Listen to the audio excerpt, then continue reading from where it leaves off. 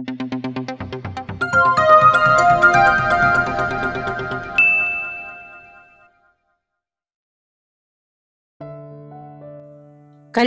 lang ni Maureen mula sa banyo at nakatapi pa ng tuwalya. Binuksan niya ang closet upang humanap ng maisusuot. Gusto niyang malula sa napakaraming damit na nakahilera sa closet. Magaganda ang lahat ng iyon at mamahalin.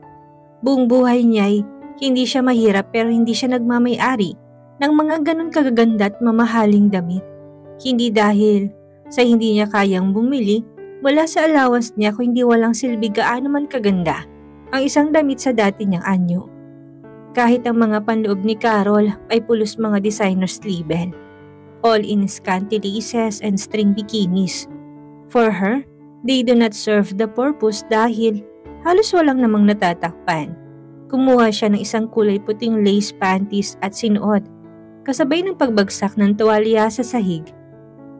Humarap sa salamin at napahugot ng hininga sa panloob na halos nakikita rin naman sa pinong mga laces ang harapan niya. Dumako ang mga mata ni Maureen sa isang puting cotton blouse. Hinilat sinuot niya. Hindi pa niya nagawang ibotones man lang lahat ang blusa nang bumukas ang pinto ng silid at pumasok si Sinon. She almost panic sa ikalawang pagkakataong napasukan siya ni Sinon na halos hubad. She couldn't just pick up the wet towel para itakip sa ibabang katawan. She is supposed to be married with this man at may anak na. Ano ang dahilan para itago niyang katawan na kung tutuusin ay nakita na ni Sinon bilang si Carol? She took a calming deep breath. Sinikap baliwalain ang sariling anyo bagaman wala sa loob ni nilagay sa dibdib ang isang kamay. Si Sinon ay tinulos sa pagkakatayo. Enchanted. She was so alluring, wearing only her blouse. At bago pa nailagay ng asawang kamay sa bahaging nakabukas na blusa, he already had caught a glimpse of those twin delights. Si Maureen ay parang gusto nang maupos sa pagkakatitig ni Sinon sa katawan niya. Dumating ka na pala. Halos hindi lumabas sa bibig niya yon.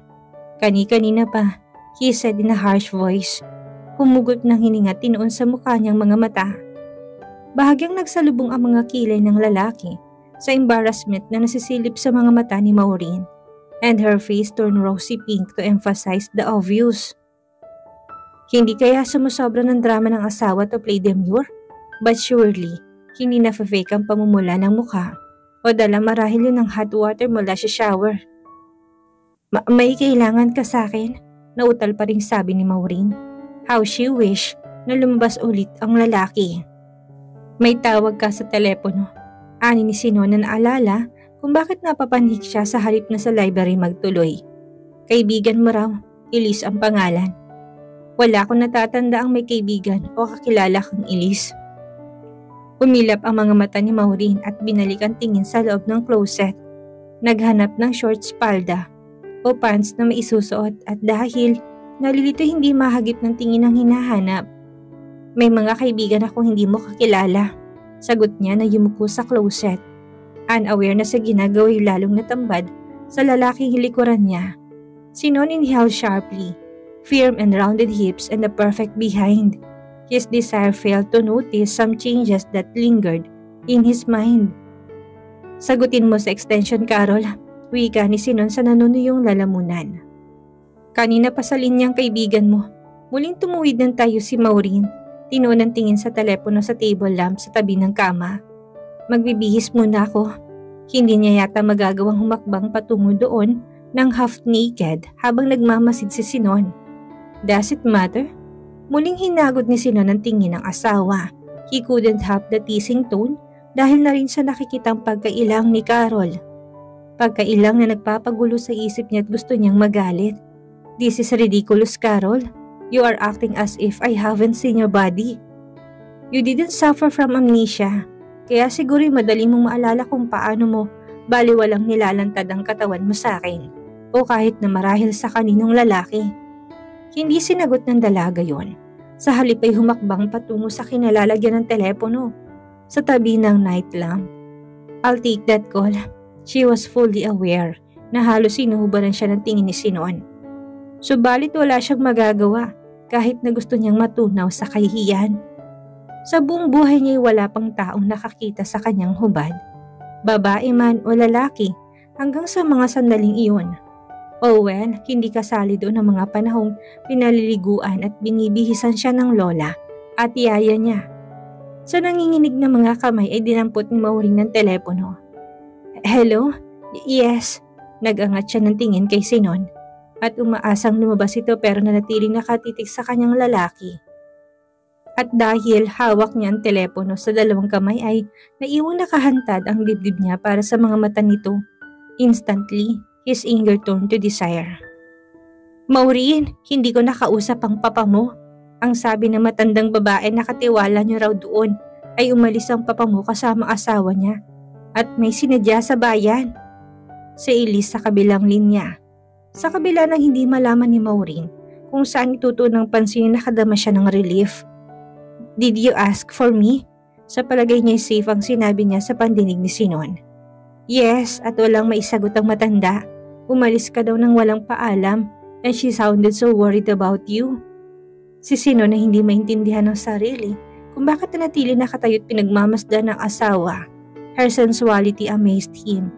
Carol never attracted him tulad na nararamdaman niya ngayon sa asawa. Hindi sa masidhing paraan.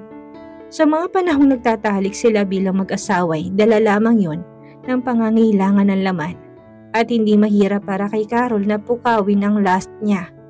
Carol is an expert lover. Each sexual play with her is a competition. Kailangan patunayan nito sa sariling asawa na mas mahusay ito kaysa dito. Isa marahil yun sa dahilan kung bakit sa kabila ng 3 taong pinagsamahan nila mabibilang sa daliring mga pakipagtalik niya sa asawa. At isa rin sa mga dahilan na ikinagagalit ng asawa sa kanya. He was cold in bed. Ako sa nito. Whenever we had make love, I have never left you unsatisfied. Have I? Minsan ay sinabi niya dito. Of course, galit na hiyaw ng babae. Hindi mo gustong may maipipintas ako sa'yo pagdating doon. But that is not the point, Sinon. I need you. Tulad ngayon pero tingnan mo ikaw. I am tired, Carol. Ang daming trabaho sa opisina. Rason ni Sinon and then he smiled. Anyway, there are other ways and means come here. No, galit nitong sigaw. Hindi yun ang kailangan ko. Padabugtong tumahit lumbas ng silid. Hindi nito madesisyonan kung dapat ito sisihin ng sarili sa pagpatol ni Carol sa kaibigan. Subalit tumatanggi ang isip ni Sinon doon. Si Carol mismong pumatay ng gana nito sa pakipagtalik sa asawa. Overrated ang treatment ni Carol sa make love. Hedonistic, in fact. At wala siyang natatanda ang pinukaw ni Carol ng ganitong dugo niya sa nakalipas na mga taon nila bilang mag-asawa hanggang sa mga sandaling ito. Ito bang resulta ng paninikis niya sa sarili sa nakalipas na mga panahon? Looking at his wife right now made his blood boil. He could feel the uncontrollable ache in his groin. He couldn't believe that he hated her, at the same time, desired for her. At bago pa ito maipagkanulo ng sariling damdamin, ay mabilis na lumabas ng silid si Sinon. Tuloy-tuloy siya sa garahe at muling nilabas ang kotse sa pagtataka ni Doña Adora na sinundan ng tanawang anak mula sa bintana. Mabilis ang takbo ng kotse palabas ng subdivision. He was furious with himself, with her. He was furious with what she could do to him. He was furious with himself for behaving like an utter fool. Sa isang 5-star hotel si Sinon nagtuloy sa isa sa mga bar. Umupo siya sa bar stool at humingi ng brandy. Nakakadalawang shot na siya nang lumapit ang isang babae. Hi Sinon, malambing nitong bati. Hi yourself, Peachy. Sit down and keep me company. Tumaas ang isang sulok ng mga labi niya bilang pangiti. Nag-iisa ka yata ngayon. She pouted her lips sexily at mula sa pambababae. At mamahaling cigarette case ay kumuha ito ng sigarilyo. Dinukot ni Sinon ang sariling lighter and lit her cigarette. Sa pagitan ng usok ng sigarilyo ay nasasamyo niyang mamahaling pabango ng babae. I am always alone, Sinon. Ang tingin binibigay nito sa kanya ay tila wala siyang suot. Does it bother you? Kilala niya si Peachy, isang movie starlet, one of those girls who frequented this kind of place at hinahayaang ma-pick up ng mga kilalang negosyante. Always, these women are discreet to avoid hotel detective at blind items sa mga periodiko at magazines. Nagkibit ng mga balikat si Sinon at tinitigan ng hustong babae. Bata, siguro wala pang 20. Materyales fuertes, sabi nga. Maganda at makinis. Walang mapipintas, mula ulo hanggang talampakan ay mabango. 3 sa mga business associates niya ang nakadate ito. Champion. Yun ang mga komento ng mga lalaki. And no one in his right mind ang tatanggi sa babae. Ang mga uri ni Peachy ang hindi nagpe-pressure yet. Very expensive. Napakadali para sa kanya na dalhin ng babaeng ito sa sariling condo unit, but she wasn't Carol. Nabitin sa ere ang brandy glass na hawak ni Sinon na tangkang dalhin sa bibig. Paano pumasok sa isip niyang asawa? O hindi ba't dahil sa asawa mo kaya ka nandito ngayon? Ang kabilang bahagi ng isip niya. Hindi mo pa ako nailalabas, Sinon. Nakangiting wika ng babae sa nagtatampong tinig. The smile alone could melt any man's resolve. I have been waiting for you to ask me out. I've been dying for your attention. Alam mo ba yon? Ang mga daliri nito'y banayad na naglakbay sa mabalahibong braso ni Sinon. Enough to make him tremble with desire. Pero hindi yun ang nadarama ng lalaki, if not for the money. I really hated to go out with those DOM friends of yours. Take me out of this place, lover boy. I'm yours for free tonight. I'd love to but you aren't my wife. Muling isip ni Sinon sa pinakamangha. Sa sarili, humugot siya ng malalim na buntong hininga at tinitigan ng babae. Thanks, Peachy, but I am not really in the mood today. Baka hindi ko ma-perfect ang part ko pagtawanan mo ko. Pabiro niya sinabi. I just want to drink. Nagkibit ng mga balikat ang babae, hindi pinahalatang disappointment. Pag-uway tumayot, ninitian siya. Promise, you will take me out one day, Sinon. No money involved. Gusto lang kita. Sure, honey. Aniya kasabay ng pag-ubos sa laman ng baso. Halos 12:00 na makauwi si Sinon. Medyo tinlaban siya sa ilang shots na nainom. Bumalya ang pinto ng master's bedroom nang buksan niya. Kinapa ang ilaw at binuksan. Nalimpungat ang unti-unting nagmulat ng mga mata si Maureen. Her eyes beautifully dazed. Her hair tumbling all about her. Banayad na nagmura si Sinon. Sinon? She whispered huskily. Oops, sorry. At nagising kong aking magandang asawa. Nakangisi ni Sinon na sabi at sinipa ang pinto para sumarang muli. Kasabay ng paghakbang nito patungo sa banyo ay ang isa-isang pagtatanggal ng mga botones ng sports shirt. Tuluyang napabangon si Maureen, bangaman hindi umaalis ng kama. Lasing bang lalaking to? Kinakabahang sinundan niya ng tingin si Sinon na pumasok sa banyo. Ilang sandali pa'y narinig na niya lagaslas ng tubig. Matiim siyang nag-iisip habang yakap ng mahigpit ang unan na tila seguridad yun mula sa kung anuman. Ito ang ika-4 na gabi ni Maureen sa mansyon at wala siyang natatandaang pumasok si Sinon sa master's bedroom malibang gusto siyang kausapin. At lalong hindi sa ganitong oras ng gabi. Nasa kabilang silid ang ilang mga gamit nito kung saan doon ito natutulog. Anong ginagawa ni Sinon sa silid niya? At bakit doon ito ngayon naliligo? Niyuko niya sarili. She wished she had a more decent nightwear. Tinaas niya hanggang dibdib ang kumot na kunwaring inipit ng unan upang hindi humalagpos. Ang mga mata ay hindi inaalis sa pinto ng banyo. Sunod-sunod ang kabog ng dibdib in anticipation. Napatuwid siya ng upo sa ibabaw ng kama at humigpit ang yakap sa unan nang marinig na hindi na umaagos ang tubig mula sa shower. Ilang sandali pa'y bumukas ang pinto ng banyo at lumabas si Sinon na nakatapi ng tuwalya. She held her breath. Si Sinon ay sumisipol pang lumabas ng banyo. Nahinto nang makitang manlalaki mga mata ni Maureen. Para kang naengkanto, amused nitong sabi. What's wrong? Bakit dito ka naligo? I mean, hindi ba may banyo naman sa kabila? Sa pagitan ng kunot ng noo ay ngumiti ang lalaki. Hanggang ngayon ba naman, Carol, ay nagdadrama ka pa? Ano bang gusto mong palabasin dyan sa pinagsasabi mo? Labas sumasok ako sa silid na to dahil itong master's bedroom. I can bath and sleep here whenever it suits me. Hindi kumibo ang dalagat na natiling nakamata. Sa kabila ng kabay hindi maiwasang pagmasdan ng katawan ng lalaki.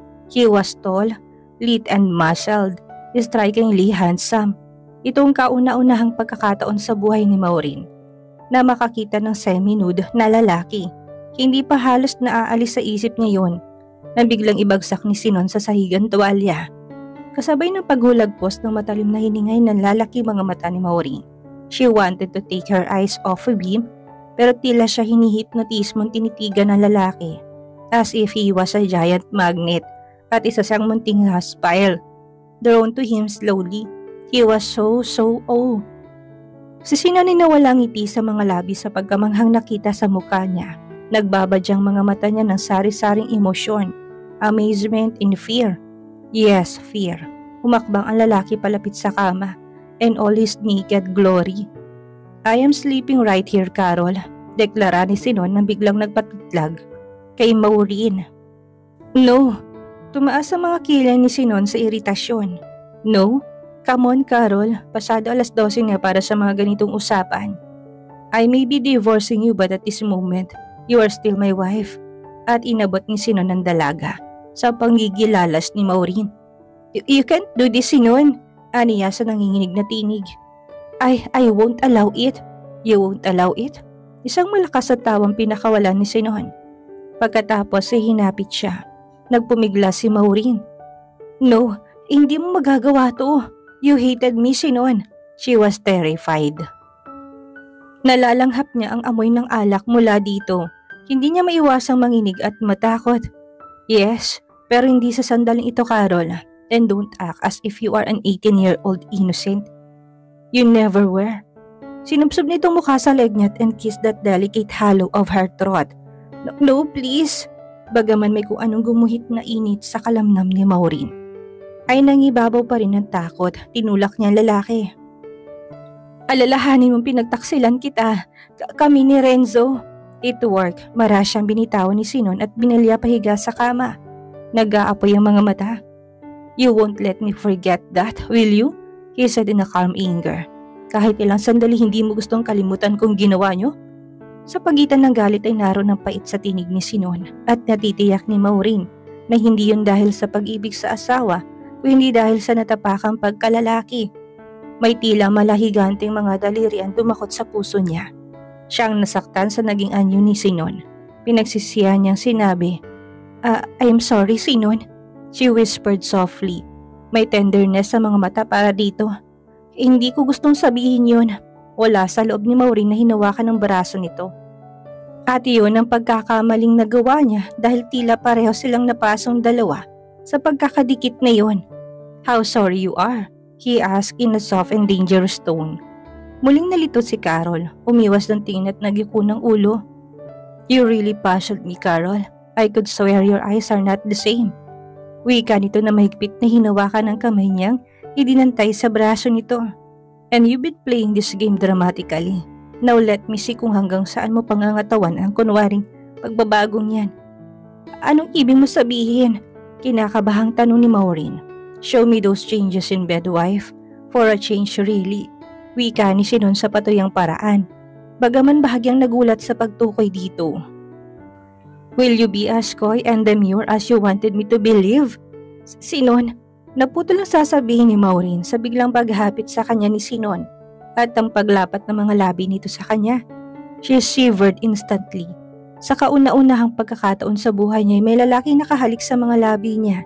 His mouth parted, her lips and her teeth engulfed his tongue deeply. Then Sinon tore her nightwear na sa nipis ay madaling nagawa. She gasped, her eyes wide open, at bago pa ma-entertain sa isip ang pagkamangaay, naramdaman niyang init ng kamay ni Sinon sa katawan niya. She'd swear na sumigaw siya, pero nakulong sa lalamunan niya yon dahil ang kinisino ng mga labi niya. Oh please no, this is a big mistake, this is impossible. Sinon was losing himself but it didn't bother him. His kisses began to stray sa mukha ni Maureen, sa punong tenga and licked the most sensitive part. Then his lips moved down to the hollow of her throat, down her. Maureen pressed against him, sweetly arcing her body. Sinon couldn't even remember feeling this way. He was fascinated with the woman in his arms. Ang mga labi ni Sinon ay naglakbay sa kabuuan ni Maureen, resting for a while in those intimate places, teasing and tasting.